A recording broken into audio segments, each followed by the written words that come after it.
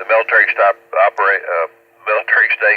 operate on the military frequencies, and they listen in the amateur band. They usually designate a frequency or range of frequencies that they'll monitor. These contacts are made on several different modes, voice of course, but some of the digital modes as well.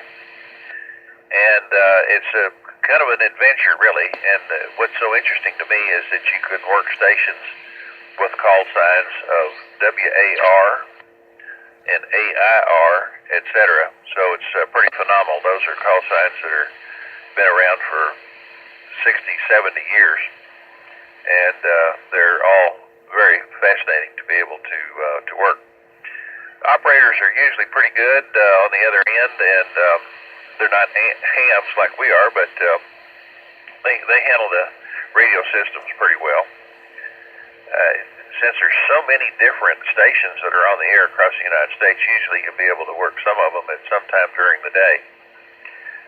Go to Google and Google the Armed Forces Day cross-band communication test, and you'll be taken to a website where they'll give you a full description and also a list of all the military stations and the frequencies that they'll be operating on and the modes that they use, and that way you can set up how and when you'll want to make those contacts.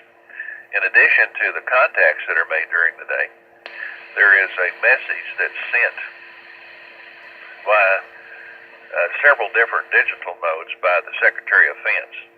And if you copy that message and send it in, they will send you a very nice certificate that you were one of the participants in that copying. So the certificates are really very, very nice. They're frameable. I mean, they're very, very elaborate, and makes a very spectacular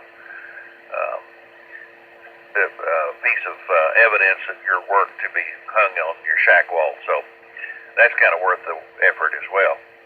Anyway, hope you guys enjoy it. I try to do it every year. Sometimes I miss because I'm out of town, but I'm going to be here this weekend, and so I'm going to be out there jumping on these military stations as much as I can. Hope to hear other stations from the Rio Grande Valley doing the same.